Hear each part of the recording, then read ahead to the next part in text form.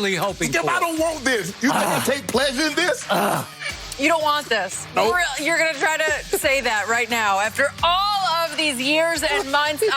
Guys, we do have some Cowboys insiders joining us later on in the show, but we got to start by discussing all things Dak Prescott and that deal that's just not getting done. The deadline is approaching, guys. Dak has until 4 Eastern today to sign a long-term deal with the Cowboys. Dallas has never had a quarterback play under the franchise tag, but the deadline is now only 6.5 hours away. Yeah. Shannon, how do you feel right now about Dak versus Jerry? I mean, I feel good. I don't know how Dak feel about Jerry. Skip, look, we can go back and forth, and we've gone back and forth about this, but I think that Jerry Jones have shown Dak just how much he feels about him, how he feels about him, excuse me. Skip, this thing could have been done last offseason. You don't wait a couple of days before the season and try to rush to get it done, because Dak says, hold on, we have February, March, April, May, June, July, August, and here it is a couple of days before the season starts. Now you in a rush to get this deal done.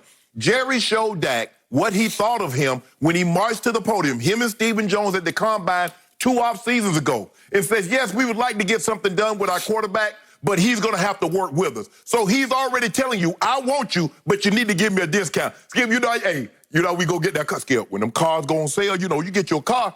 Normally the car, especially if it's a convertible like convertible ride around. Don't think I don't see you riding around with your little top. Not me, my wife. She ain't driving that car. I don't drive that car.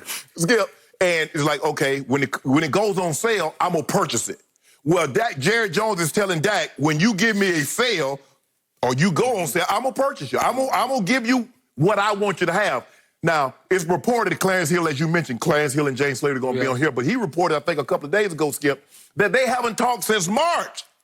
So they haven't talked since March, and somehow they're going to get a deadline done. Okay, so it's, 9:30 Eastern time now, Skip? So basically, you got to, about 6 hours? So they're going to get something done in about 6 hours. When they haven't gotten anything done in about 3.5 months. I just don't see how it gets this far when it's barely moved, really, Skip, since September. It didn't move once he came. I think the agent approached Jerry and said, I wanted more money. Yep. And since they had those conversations in March. So basically, very little movement have transpired since then. Skip, I believe this has done a lot of harm. Because when you tag a player, I don't care what they tell you. Oh, that's a lot of money. We say, yeah, but we don't believe you long-term. Because if we believed in you long-term, you get a Chris Jones type deal. You get a Myles Garrett type deal. You get a Patrick Mahomes type deal. Yep. Not this franchise tag. And we've seen guys, Kirk Cousins, we knew from the start, Skip, they don't believe in him. Yep. Well, if you believe that's your guy, you go ahead and tie him up. Says, okay, we got a young guy, we're going to tie him up. So, Skip, for me and Jerry, looking at Jerry's history, he's really never had a problem paying guys that he believes in. He's done it since he's on the team. Put an over in front of him. Okay. Right? Overpaying guys. So he's really never had a problem doing that. Yep. But for some reason, he remains very hesitant to give Dak the long-term deal that he's seeking. Now, it's reported that also, Skip, Dak wants a 4-year deal, Jerry wants a 5-year deal. We just don't do. So in other words, Skip, Jerry wants all the terms. I want you to give me a discount, but I also want you to give me the payment plan that I want. Wait a minute, Jerry. Either you give me the years I want, I'll make some concessions on the money, or you make some concessions one way or another. But you can't have it both ways, and Jerry wants it both ways. He wants a 5-year deal, and he wants Dak to cut him a discount. Dak says, I can't do both, bro. There's no way I'm going to be able to do both. So, Skip, it's gotten very contentious. No movement since March, and this is supposedly your franchise quarterback. Skip, it's not looking good. I've said all along I believe Dak was going to play on the franchise tag. I've seen nothing that makes me believe that they're going to get a long-term deal in 6 hours. And Shannon Sharp loves it. Shannon Sharp does not love the Dallas Cowboys. Shannon Sharp wants to see their salary cap wrecked or their locker room split apart. One way or the other. Why would the locker room be split? No, because half of them are on Dak's side, half of them say, well, Dak, maybe you're asking for too much money. Ain't nobody on Jerry's side. They want you to get that money. Yeah, maybe. Okay. Let me say up front, silly me, I'm still holding out hope that they are feverishly negotiating as we speak. Jerry told me the first time in 1989, maybe the first time I sat down with him in 1989. That's a long time ago. First year he owned the Dallas Cowboys. Yep. Deadlines make deals. Jerry has always been at his finest in the 11th hour when it comes to negotiating. Jerry loves to get pushed up against the clock and just says, let's get this done. I'll go here if you'll go here, and all of a sudden the ice thaws and here we go. Mm-hmm. I'm hoping against hope that that is happening as we speak. For Jerry Jones, 6 hours could seem like 6 years. You could get it done if you really, really wanted to get it done, and he's gotten this kind of deal done in his past numerous times. What does he say? He always tells the Dallas reporters, when have you ever known me not to get one of these done? Now? Right. Like right now? But why build up that bad blood, though, Skip? Okay. All right, so back to the bad blood. I'm going to say this one more time. You will not find a bigger defender or supporter of Dak Prescott than this guy sitting right here. I am hoping against hope. I want him to retire a Dallas Cowboy with 2 Super Bowl rings. I would love to see that, and I believe he is capable of that. Do I think he's Patrick Mahomes? I do not. Could he maybe turn into Patrick Mahomes someday? I don't know. It's a long shot. But again, the point is, there's only one Patrick Mahomes. Exactly. And he's your guy. And this has been my guy from the start. I love Tom Brady, too. There's only one of him. I have called Dak Brady-esque. Yes. And I have thought even that filters into the way he carries himself off the field, because I thought he would be the first to say, I will take a little bit of an America's team discount here because I do make a lot of money off the field from my dozen-odd national TV commercials that I'm doing that I did last year. Right. And I thought that Dak would be the first to say, you know what? We're building a potential dynasty here. We got a juggernaut of talent around me. Pro Football Focus even yesterday came out with the 3 Dallas receivers, including CeeDee Lamb. They're ranking #1 among wideout trios. Okay, there's nothing not to love about this team going forward because they did significantly improve the defense. And I do believe Mike McCarthy will be some upgrade over old 8-8 himself, Jason Garrett.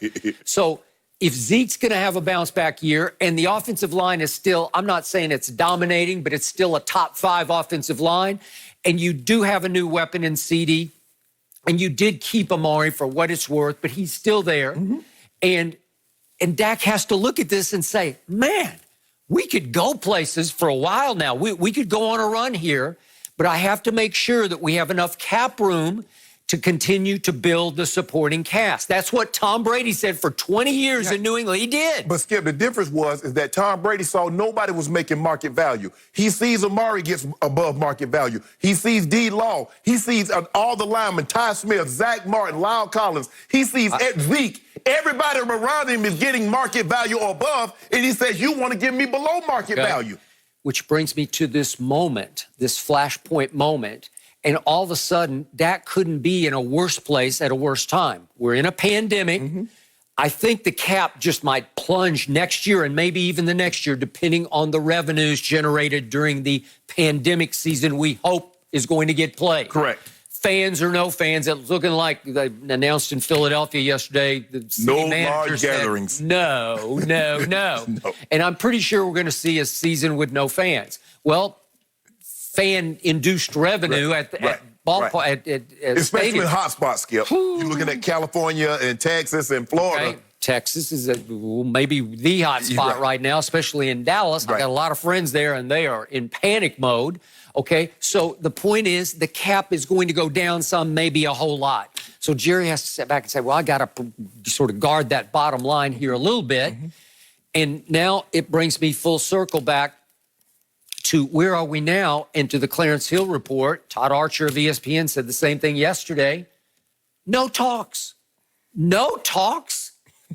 Jane Slater, we're going to have her on also, Clarence Hill and Jane Slater. She's with NFL Network, and she's been all over this story. And she said yesterday that she was told that Jerry at least reiterated to the Dak camp, we are where we always were. We stand by our offer for what that's worth.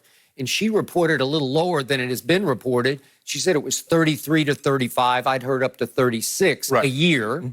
And then she said, 100 plus annually. Well, I don't know. Remember, you always call me on this one. Does that mean the real guaranteed money, which is called guaranteed at signing? Right. If that was the real guarantee, that would be pretty good. Right. If that's just that broad guarantee.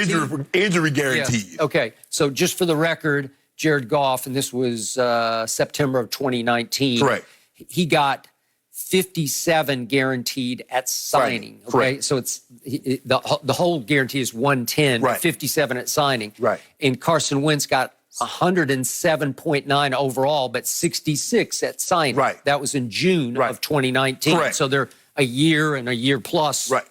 that they got their money. Or Correct. they've been making their money. Right.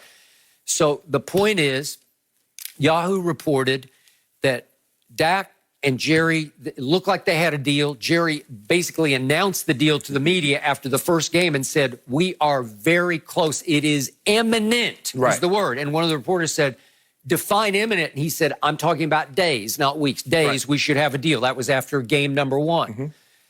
Nothing happened. He had a big game in 2 at Washington, big game 3, Miami at home. So that was Giants at Washington, Miami. Shannon Sharp is telling me garbage, garbage, more garbage. And he lit them up. And he had a QBR average of 90 in the first 3 games and led the league. And you're saying, I'm discounting, I'm not buying. Mm-hmm. And at that point, according to Yahoo, the agent for Dak, Todd France, then he suddenly announced to Jerry Jones, he notified him that our demands just went through the roof. And Jerry said, no, we had already agreed on the money matters of Right. this. You know, the money